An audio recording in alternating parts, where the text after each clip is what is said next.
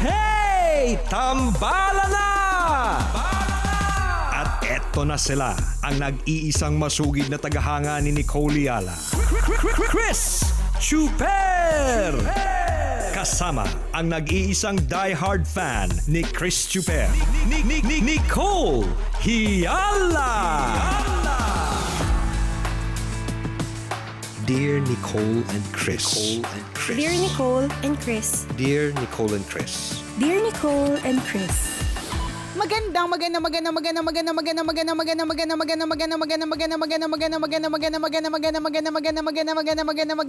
morning! Luzon, Visayas at Mindanao, Metro and Mega Manila. Hi, partner! Hello, partner. Yes. Magpapagamot kasi ako ng mata ko ngayon eh. Ba't na naman? Nanilip ka na naman. May sumundot sa mata mo, no? Nahuli ka kasi, no? Feeling ko kasi may feeling ko may diferensya yung mata ko eh. Kasi Bakit? Kasi pag kaninang umaga, tapos nung isang araw, ilang araw na nga itong na-experience ko na ganito, every time na bubuksan ko yung wallet ko, wala akong nakikitang laman. So, so hindi ko alam, di ba may diferensya yung mata ko. Laging walang lamang pera yung wallet ko. Bakit kaya hindi na ako nakakakita? Ibig sabihin lang yan, partner, ako din pala ay may diferensya sa mata. Ay naku, kailangan natin magpakonsulta agad, partner. Oh my gosh, konsulta it is. Hindi, pero alam mo, in fairness partner, huwag ka masyado ma-feel bad kapag ka walang pera yung wallet mo. Ibig sabihin lang yan, ikaw ay umaayon sa panahon. Ibig sabihin, you are into digital payments. Oh, 'di ba? Kasi ako napansin ko yung partner na palagi akong walang cash. Ang cash ko parang hindi siya makakabili ng shawarma. Hindi siya, well, makakabili siya ng isang pirasong shawarma pero hindi siya makakabili ng apat kung apat kami. Kasi lagi na lang yun, digital payments. Kasi halos lahat naman nag-accept na ng GCash. Halos lahat nag-accept ng pasa-pasa. Basta everything digital. So, cashless transaction. Cashless na yung transaction diba? Parang hindi tayo sanay na wala tayong hawak ng pera, no? Parang hawak mo lang card pag magbabayad ka, mga ganun hindi, tipo. Not necessarily na nga card, partner, cellphone lang kasi bank transfer. Diba? Ako naman, nanggagamit lang ako ng pangalan, kaya cashless. Ganun. Oh my gosh. Sina-charge ko sa'yo.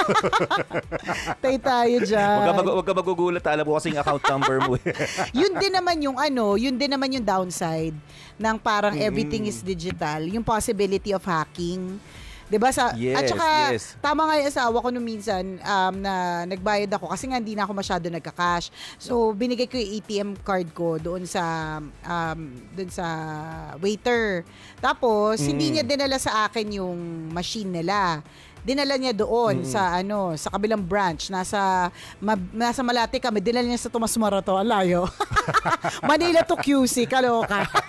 Pero nag-Skyway 3 naman daw kaya mabilis. So anyways, dinala niya doon sa counter. So sabi niya, hindi ka ba natatakot? Sabi niya na dinala niya sa counter, yung ATM card, nandun yung 3 digits sa likod. Kumbaga parang, kung tutuusin, pwedeng kunin niya lang yung card number, tapos yung 3 digits lang naman sa likod yung usual na kailangan, ganun. Although, usually naman sa purchases, maraming verification. Pero paano kung may mga OTP pa yan. Diba? Pero paano kung wali? Paano kung rectang ang kailangan lang yung 3 number sa likod, yung ganun. Sabi niya, di nakuha na. Sabi niya. So yun naman, parang you have to make sure also na kung maggagamit ka ng card, kitang-kita mo kung saan papunta yung card, 'di ba? Talagang nakita mo talaga, tapos tama din yung amount na dinebit, yung mga ganun. Oo.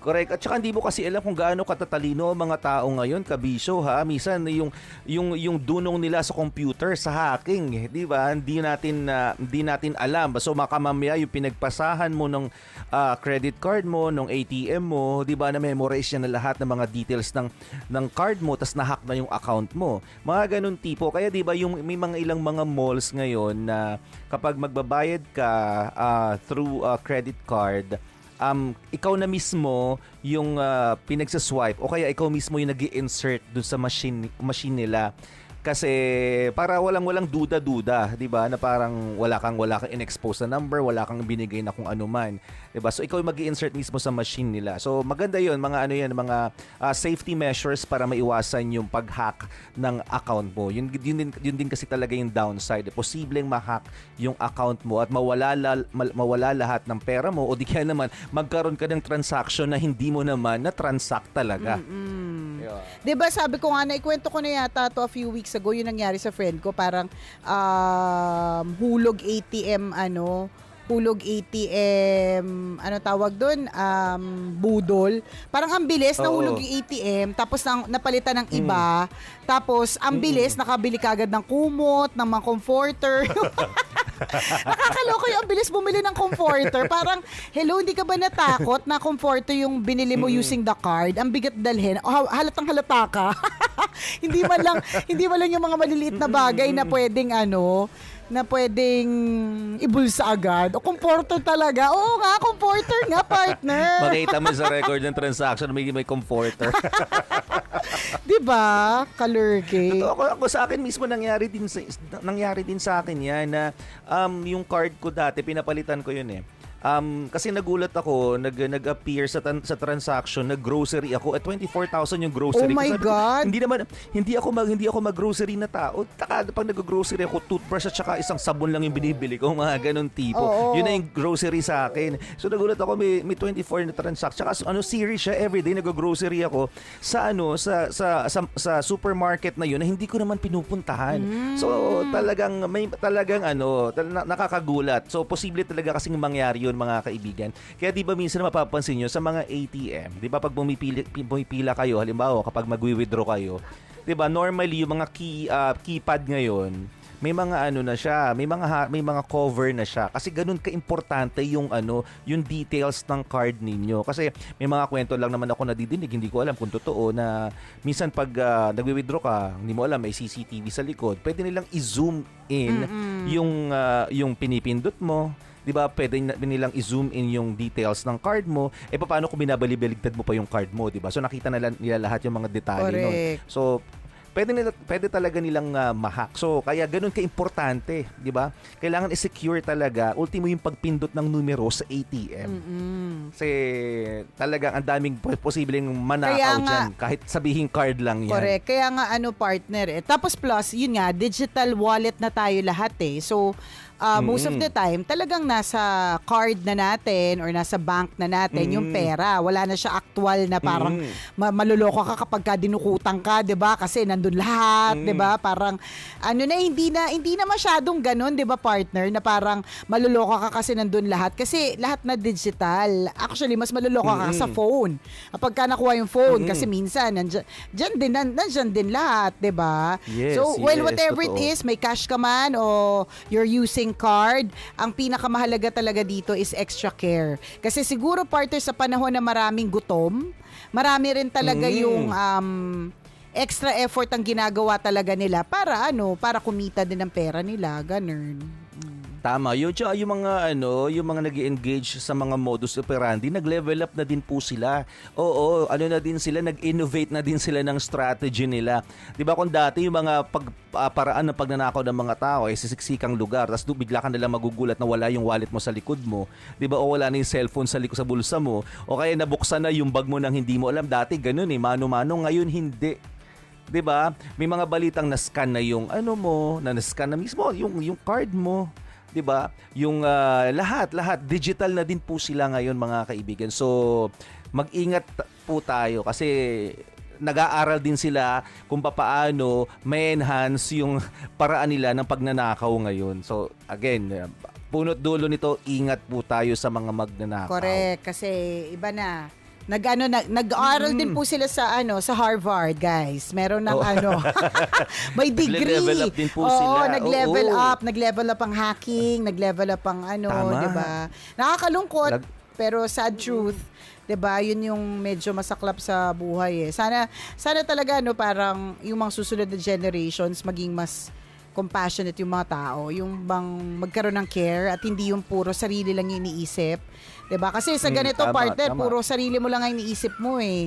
Sarili mo lang talagang Correct, iniisip correct. mo kasi wala ka nang pakialam dun sa mabibiktima, wala kang pakialam kung may pamilya yun, wala kang pakialam kung may anak yun na pinapakain, wala kang pakialam kung may sakit yung kamag-anak niyan, 'di ba? Basang mahalaga sa nakawan mo.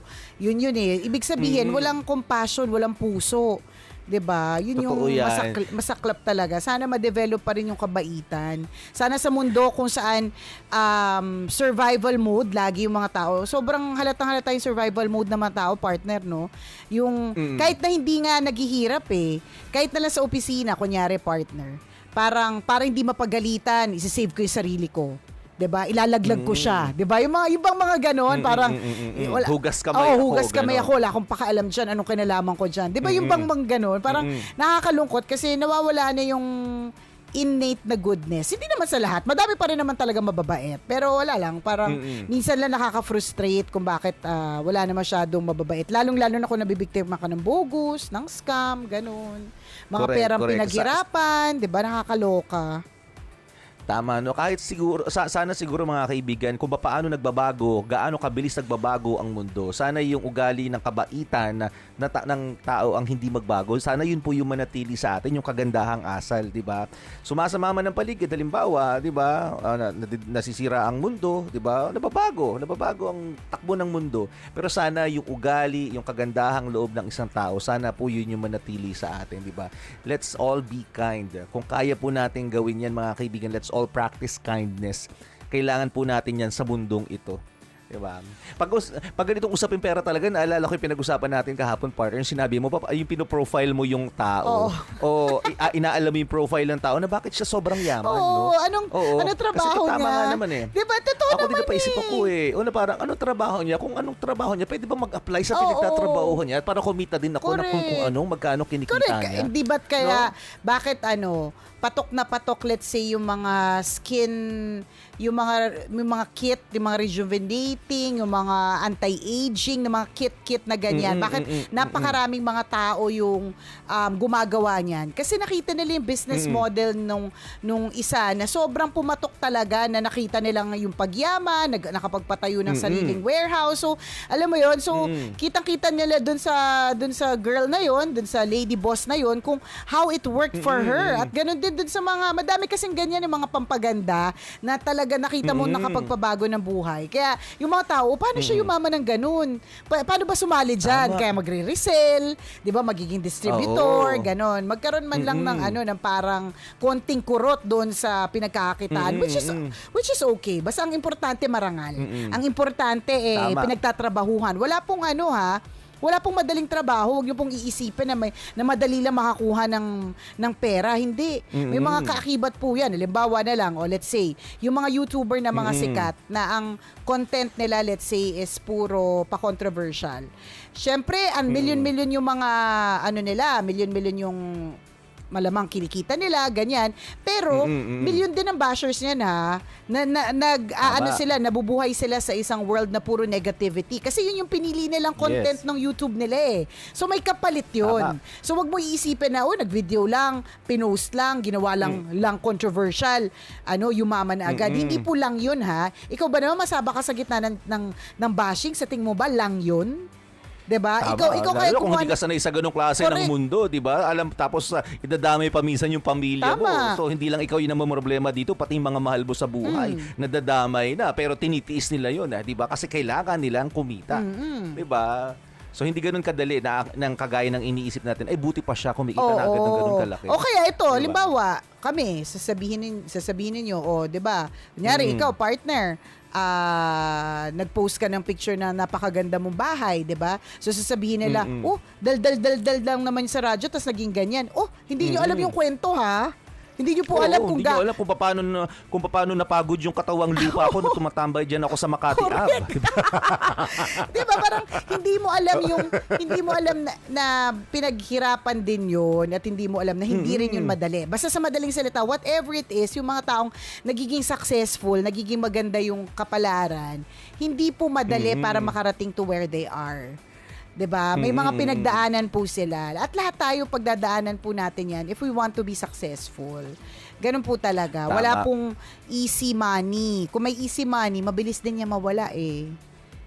Tama, Oo, tama. diba? Kapag ang bagay, sabi nga nila, nakuha mo ng mabilisan, malamang mabilis ding mawawala. Pero pag ang bagay talagang dumaan sa matinding paghihirap, malamang magtatagal sa iyo yan. True. Diba? Eh, naisabi lang naman. Yun naman, pwede mo naman paniwalaan o hindi. yun naman ang kasabihan. Pwedeng hindi rin totoo. Oo. 'Di ba? Pwede rin hindi naman. Pwede rin naman hindi ka maniwala. Hindi naman namin kayo kino-convince na maniwala kayo sa amin, pero bala kayo sa buhay ninyo. Tama. Basta ang unang lagi namin sinasabi, wag lang kalilimutan yung kabaitan. Yung sa gitna ng success, Yes. wag kalilimutan yung kabaitan. Yung sa gitna ng paghihirap, wag kakalimutan yung kabaitan kasi pag mabait ka, hindi ka gagawa ng masama eh. Tama. Kasi lagi mong Saka may iisipin. good karma pag mabait ka. Mas malapit ka sa swerte pag mabait ka. True. Ganun talaga yun. Correct. Isang malaking check ng pink na ballpen. Maraming salamat mga kabisya sa pagtutok sa amin ngayong araw na ito. Mamayang alas 9, isa na namang kwento mula sa ating... Mahiwagang Burnay ang ating mapapakinggan kaya't inyong pakaantabayanan. Ay, partner, babatiin ko lang pala to kasi lagi ko nakakalimutan. Tas ngayon naalala ko na siya. So, babatiin ko. Yung ating...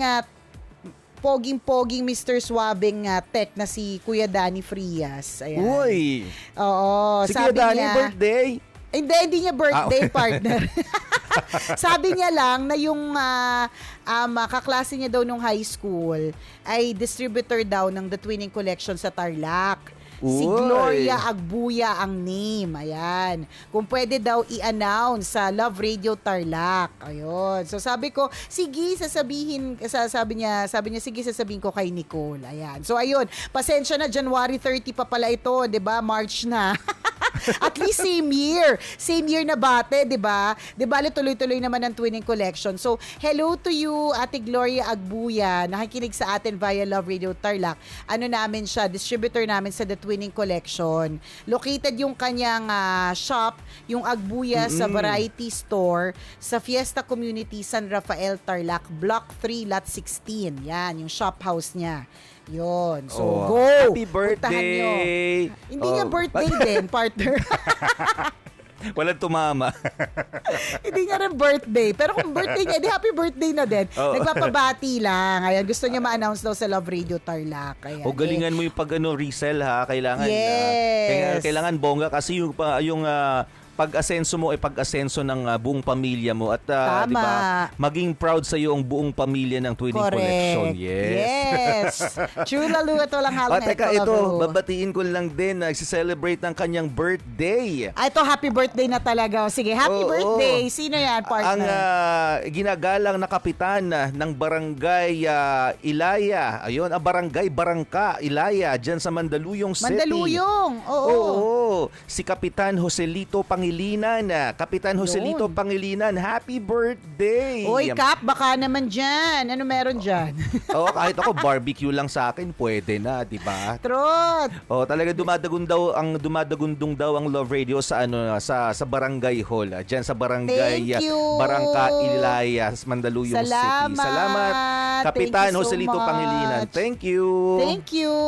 O siya mga kabisyo, mamayang alas 9 tayo ulit magkakabanding-bandingan para sa isa na namang kwento mula sa ating... Mahiwagang Burnay. Muli ako po si Nicole Yala At ako naman si Cambio King Chris Chuper. na nagpapaalala, una magdasal ka para mabuhay ka. Pangalawa, mag-face mask ka para mabuhay naman ang iba. Yun. Always your number one. SM Radio Station.